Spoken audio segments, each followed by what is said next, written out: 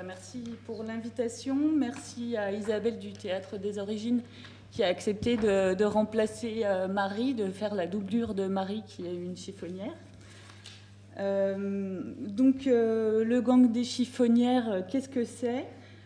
C'est un collectif qui est ouvert à tout le monde. C'est un collectif qu'on a appelé d'habitantes artistes et qui se réunit depuis 2015 donc, au musée d'art et tradition populaire de Champlit en Haute-Saône. Donc je dis souvent, c'est en région Bourgogne-Franche-Comté et c'est entre Besançon et Dijon pour ceux qui connaissent. Comme son nom l'indique, ce gang des chiffonnières, c'est un collectif qui crée des œuvres à partir de matériaux de récupération. Comme les chiffonniers, quoi. Et donc, on se réunit dans des ateliers toutes les semaines.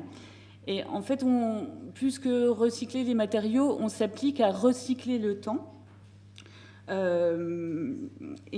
On relie, on prend les collections d'art et tradition populaire qui sont énormes dans nos musées, on a beaucoup de collections, et on les relie artistiquement, poétiquement, sociologiquement aussi, et on essaye de les mettre au regard de problématiques contemporaines, de questions de société. Donc on a travaillé sur la chasse en milieu rural, sur les questions de migration, sur la vie dans la ruralité et son avenir, notre rapport aux déchets avec la question du chiffonnier.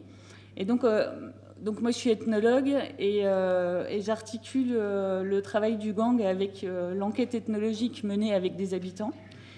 Et donc avec ces chiffonnières du temps, donc c'est une expression qu'on emprunte à Walter Benjamin, on essaye de faire parler les haillons de l'histoire pour allumer, ce que disait Arendt, des lueurs d'espoir à partir des rebuts de la modernité. Donc on essaye de fabuler ensemble un avenir pour les territoires, pour la société, à partir de nos anciens objets du 19e siècle. Donc ce gang, dans quel contexte il a été créé ? Donc, même si on dit le gang des chiffonnières, ça évoque un petit métier de survie, c'est vraiment une figure du peuple chez Baudelaire, mais ça a été créé dans un cadre quand même institutionnel, et c'est ce lien entre institution et population qui est intéressant à travailler. Donc ce cadre institutionnel, c'est la labellisation ethnopôle des musées par des musées de Haute-Saône, qui sont des musées départementaux. Donc ça aussi, c'est important à souligner. Et donc cette labellisation, elle vise à travailler une question d'intérêt tant local, labellisation ethnopôle, tant local que national, c'est celle de la réinvention de la dimension populaire des musées. On dit musée d'art et tradition populaire, mais voilà, populaire, qu'est-ce que ça veut dire aujourd'hui ? Donc, alors je ne sais plus, voilà. Ces musées, ils ont été fondés, les musées Albert et Félicite Demare, ils ont été fondés en 1952 par une famille de paysans qui sont devenus conservateurs par la suite. Ils ont été reconnus conservateurs. Et le musée en particulier de Champlit, dans lequel travaille le gang, sévit le gang, ça a la caractéristique de reconstituer la vie des paysans, des pauvres, des petits métiers oubliés du 19e siècle dans un château. Donc il y a un geste déjà muséal qui tend à accorder une place au petit peuple en reconnaissant, le magnifiant et en disant que il faut accorder, enfin il n'y a pas d'histoire insignifiante et tout le monde a le droit à entrer dans l'histoire. Donc à partir de 2002, la professionnalisation des musées a été renforcée avec le départ de la famille des fondateurs et l'arrivée d'une conservatrice issue des Beaux-Arts. La gestion départementale du site s'est aussi renforcée à ce moment-là et du coup cette professionnalisation, elle a été vécue comme localement comme une expropriation et une dépossession des musées par la population, puisque le musée, en fait la vie des musées était très liée, pour faire un lien avec le sujet d'aujourd'hui, avec la vie culturelle sur le territoire. Les fondateurs avaient créé un groupe folklorique, ils avaient relancé la fête de la Saint-Vincent qui a 400 ans aujourd'hui. Enfin, il y avait vraiment pas de coupure entre le musée et le territoire, et aujourd'hui on parle du musée comme une île au milieu du village. un îlot départemental en plus au milieu d'un village qui n'est pas du même bord politique. Donc la création de l'Ethnopole, en fait, en 2016, elle a voulu reprendre, valoriser, interroger l'histoire de la fondation populaire de ce musée et expérimenter des choses, des dispositifs pour réinventer cette dimension populaire et faire travailler autrement les relations entre musée, territoire et population.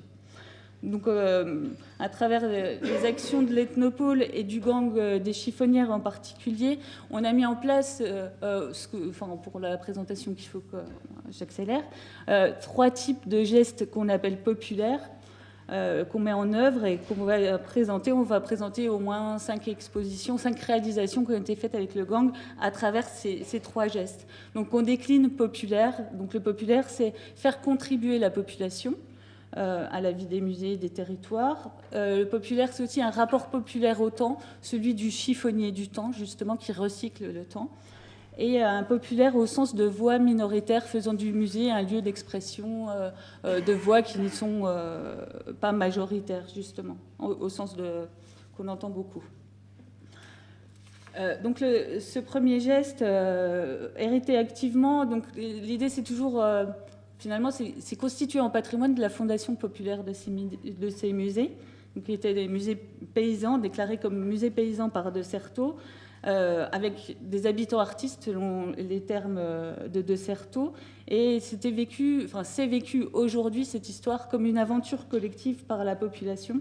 Et l'idée, c'est de composer à nouveau cette dimension populaire, comme on peut composer une musique. Je ne sais pas si le jeu de mots est intéressant. Donc, avec la création du gang, l'idée, c'était vraiment de faire contribuer à nouveau la population à la vie des musées. Et concrètement, cette contribution, elle passe, alors ce qu'on a vu un peu tout à l'heure dans d'autres exemples, par l'association des habitants artistes à la définition du projet scientifique et culturel des musées, et par leur association à la préparation des expositions temporaires. Donc en fait, la création du gang des chiffonnières, qui s'appelait les gangs des chiffonniers au début, elle a eu lieu dans le cadre de l'exposition Musée habité, dont l'objet n'était pas les objets du passé du 19e siècle, mais l'objet c'était vraiment la réappropriation d'un musée par les habitants.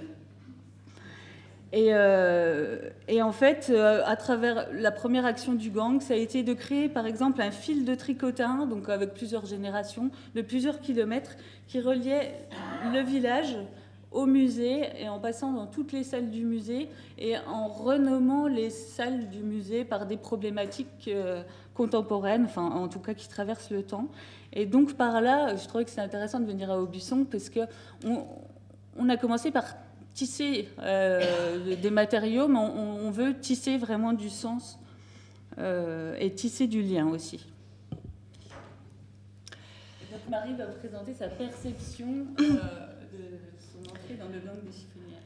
L'appel à contribution de l'Ethnopole en direction des habitantes et habitants pour l'exposition temporaire Un musée habité en 2016 a été pour moi l'occasion de prendre place, de réfléchir et d'évoquer la notion de traces affectives et leur impact dans l'organisation de l'espace et la cité. C'était une belle occasion pour moi de pouvoir exprimer le contenu de mes réflexions du moment. Les traces affectives, c'est l'histoire des personnes dans toute leur humanité, de leurs conflits, de leurs valeurs, de leurs croyances. Je m'intéresse depuis de longues années à la notion de développement des territoires.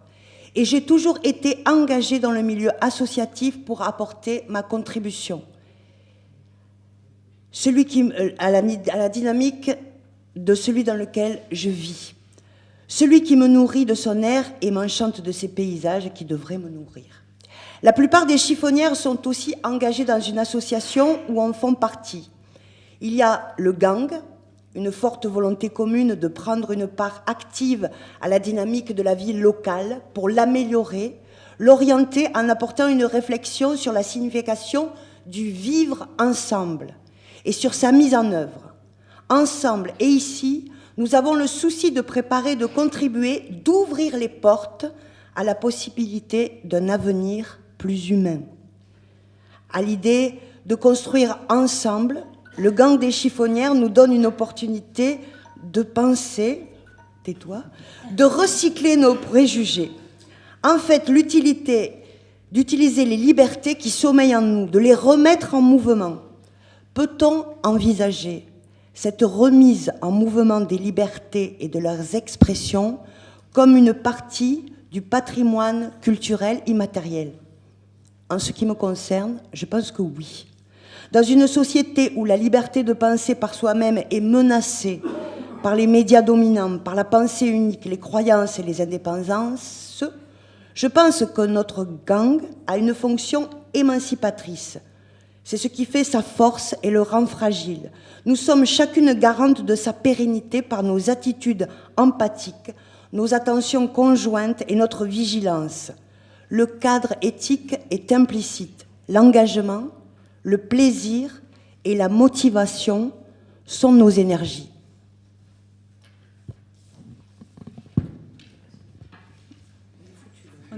Voilà, donc on a complètement dépassé le temps. Plein de choses à dire. On a juste parlé du premier geste qui était la contribution. Donc après, voilà, il y avait la question des chiffonniers du temps. On continuera dans l'échange, oui. Ouais.